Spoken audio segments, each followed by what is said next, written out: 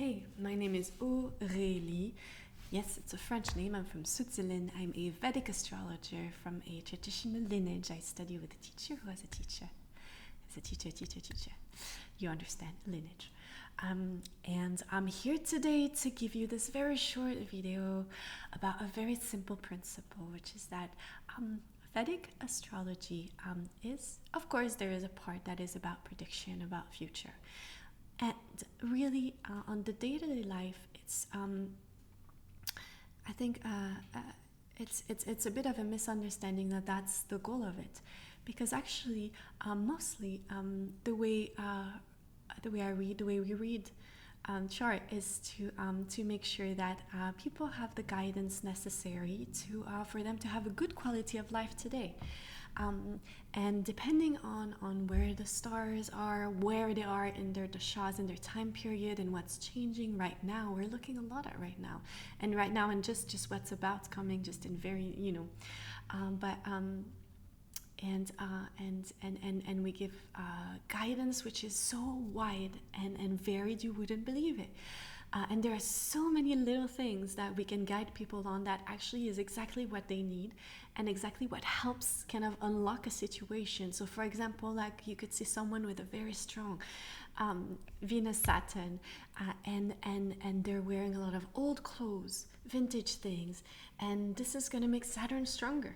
And if they're having anything with their health, they're drying up, they're not having this kind of juice of Saturn of Venus in their life, it's going to be really important for them in certain time periods, when these are very active, to wear new clothes, to put no old clothes on them, just not in that time.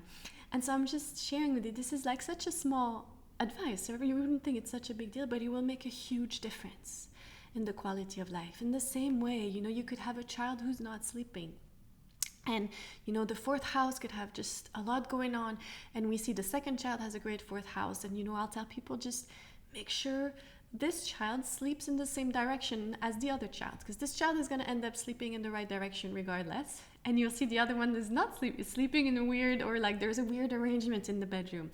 Change that, okay? So I'm just giving you this tiny example, but there are so many little adjustments, little advice that make a big deal, okay?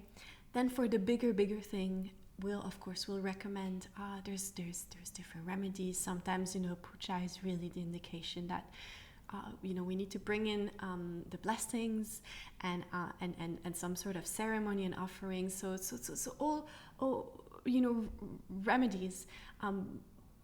There's a wide array, and it is about bettering quality of life, and really it is about bettering quality of life, okay? About bringing about more peace, about helping to overcome our obstacles. And so don't I'm just sharing this to please make use of your Vedic astrologers. If it's me, great. If it's someone else, great. Ask them where they've studied. Make sure that the amount of years they have been practicing is reflected in the price they're charging.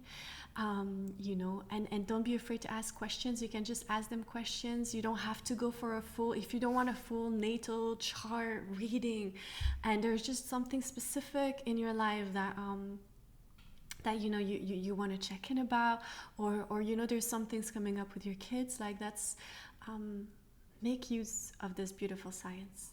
Really make use of this beautiful science, because it's such a blessing. It's been such a blessing in my life, and I love the work I do, and I love the studies. I keep on studying, because as Vedic astrologers, we're always studying and studying. There is such depth to this, like, wisdom and science. It's incredible, and so our fire kind of burn with light for this beautiful wisdom, and we get to pour that into our readings and clients and students and all of the above. Okay, I've chit-chatted, but I hope you all are doing well.